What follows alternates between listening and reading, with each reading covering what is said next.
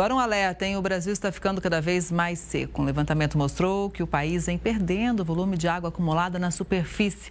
2% em apenas 2 anos. Uma equipe de analistas ambientais busca monitorar e cuidar dos rios em Mato Grosso do Sul. A operação reúne diversas instituições ambientais que monitoram os rios de águas cristalinas da região da Serra da Bodoquena, em Mato Grosso do Sul. O Rio Formoso fica em Bonito e atrai turistas o ano todo pelo efeito que o calcário provoca na água. Num percurso de aproximadamente 4 quilômetros, lixos acumulados nas margens vão sendo recolhidos. Mergulhadores descem até o fundo do rio para avaliar a situação e voltam à superfície com mais lixo.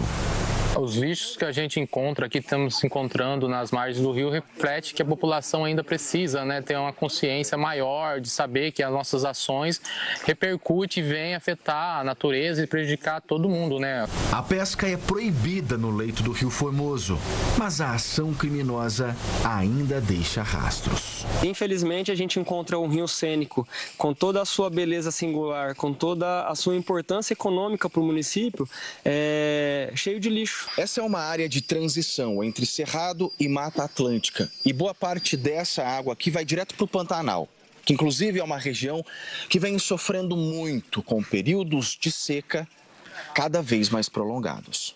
Um levantamento mostra que o país vem perdendo o volume de água acumulado na superfície.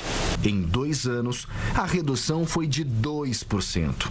E a última década tem o pior cenário de seca já registrado em 40 anos. De acordo com os pesquisadores, em 2024, a Amazônia perdeu mais de 3% do volume de água. O Pantanal ainda é a região mais comprometida. Já perdeu 61%. A seca dos rios está diretamente relacionada aos efeitos do aquecimento global. Mas em meio a tudo isso, uma boa notícia. O Rio da Prata, que no ano passado secou em alguns trechos por falta de chuva, agora voltou a ter água cristalina com o fim da estiagem. Eu já vi os rios, eu já vi o mar, então eu já vi. Então é deixar isso para nossas futuras gerações. Com certeza, essa é a nossa missão, E o Rio Bonito não é bonito, é lindo demais, uma preciosidade. Olha, a revista Science publicou um estudo inédito, bem preocupante também, que mostra que o mundo todo está sofrendo mais com as secas, que são aquelas que duram pelo menos 2 anos. Mega secas. Essas secas prolongadas têm se tornado mais frequentes nos últimos 40 anos. A pesquisa analisou também os impactos disso entre os anos de 1980 e 2018. E o Brasil aparece 2 vezes entre os casos mais graves. A gente lembra que no ano passado uma mega seca atingiu 60% do território nacional. Vamos analisar tudo isso? Muito importante, Quem chega no Conexão é o Marcos Alexandre Teixeira, que é professor do Departamento de Engenharia Agrícola e Meio Ambiente da Universidade Federal Fluminense. Boa tarde, professor, seja muito bem-vindo. Oi, boa tarde. Muito obrigado por me receber aqui. Pois é um assunto que impacta todo mundo, A gente, quando fala de seca, dá um choque, porque a gente tem aqui grandes reservas, O aquífero Guarani, a gente tem floresta amazônica e estamos sentindo o baque. Olha, a pesquisa já é antiga, não é? Só que a gente vê a situação se agravando. Então, vamos só fazer uma parte aqui, lembrar que a água, ela nunca está parada. Uhum. Ela está sempre indo de um lugar para o outro. Então, quando a gente pensa assim, eu gostaria que você que está nos ouvindo pense assim, agora estamos tendo. Uhum. Porque se hoje a gente tem rio, se hoje a gente tem lago, é porque está tendo chuva. Então, como você mesmo mostrou nas próprias imagens, o rio de hoje não é o rio de amanhã. Os nossos corpos d'água dependem do regime pluvial. E a mudança climática está bagunçando um pouco essa parte aí, Como a gente está vindo no nosso dia a dia. E como está bagunçando, Inclusive, houve aquele dado também que a gente trouxe agora há pouquinho sobre a diminuição, Ou seja, o Brasil secando. Então, onde isso pode parar, não é, professor? Então, por isso que eu estou falando. Não é que ele está secando. A chuva está diminuindo, o regime pluvial está ficando cada vez mais instável. A gente trabalha com o conceito de que os extremos climáticos estão ficando cada vez mais extremos, ou seja, chuvas torrenciais no sul, inunda tudo no sul. Agora, seca no norte. Então, assim, nós temos esse mesmo fenômeno, não é só brasileiro. Nós temos, inclusive, na Europa, por exemplo, as Pedras da Fome, que são rios da Europa, que quando seca o rio, aparece aquela pedra escrita assim: se você está lendo aqui, é porque você vai passar fome, porque falta d'água. E isso gera uma cadeia de acontecimentos. Então, assim, a dependência do ser humano do regime hídrico, de ter chuva, para poder ter rio, para poder ter vida, é algo que sempre aconteceu. A gente é que agora está percebendo como isso é frágil. Né? Com as mudanças climáticas, a gente percebe quão vulnerável a gente fica do regime hídrico. Então, já pode ficar esperando. Todos os cientistas concordam que a grande, vamos dizer, reflexo da mudança climática é o aumento dos extremos.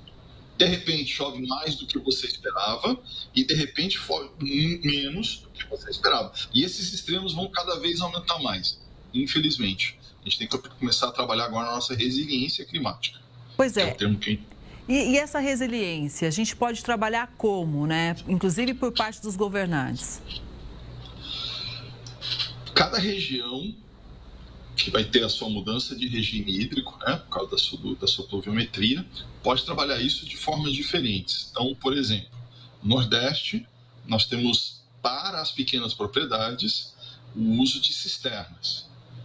Já, historicamente, no Nordeste, nós temos o uso de açudes, que foi uma solução que foi implementada já há muito tempo, porque no Nordeste, o que acontece? Eles já estão essa mentalidade de, quando chover, armazena. Já aqui para o Pantanal, um bioma do Pantanal, um bioma da Mata Atlântica, o que nós temos muito é você manter a margem ciliar, a margem dos rios, a mata ciliar permanente, sem você perder. Porque quando ocorre a chuva, se ela vem com muita força, você acaba juntando muita areia no rio e a calha do rio desaparece. E aí o rio desaparece. E quando a calha do rio desaparece, mesmo que chova depois, o rio não volta. Porque não tem mais por onde passar. Então, cada lugar, cada bioma tem uma estratégia mais aconselhável.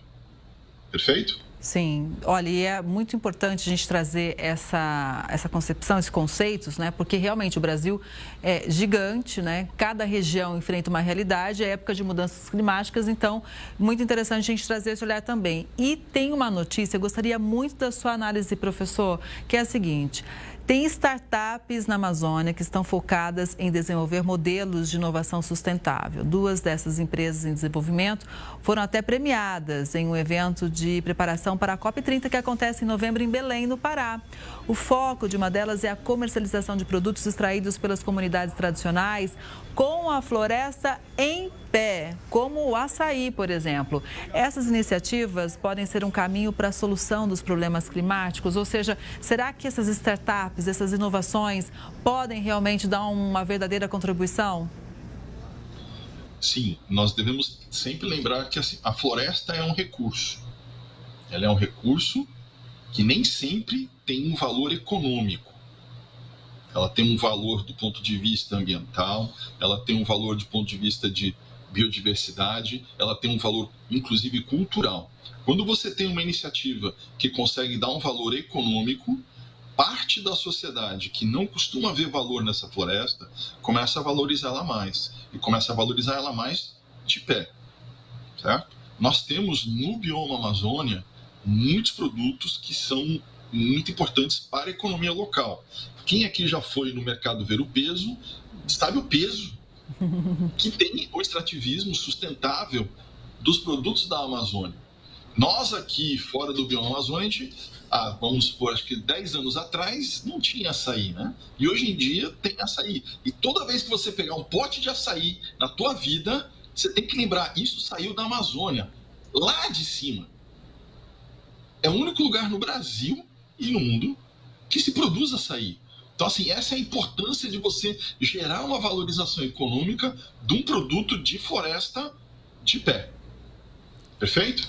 Exato, e assim tem outros inúmeros, né? E eu acho, a gente mostrou agora há pouco as imagens de Belém também, é um momento muito importante para nós aqui do Brasil, né? COP30, porque é um momento que muita gente tem a oportunidade de ser ouvida, né? E quem sabe a gente realmente tomar decisões mais práticas, né? Quando você fala em startup, a gente tem que lembrar que a startup é o ouvido fino de uma tendência de mercado. Então, assim, quando você faz um evento de startup, você está juntando justamente aquela fatia do mercado que tem o ouvido mais apurado para ouvir as mudanças que estão vindo, né? Então, mais importante do que você pensar as coisas estão mudando, o pessoal que sabe ouvir de onde está vindo a mudança, se encontrar e falar, olha, um caminho de mudança possível é por aqui. Essa que é a visão que a gente tem da importância das startups.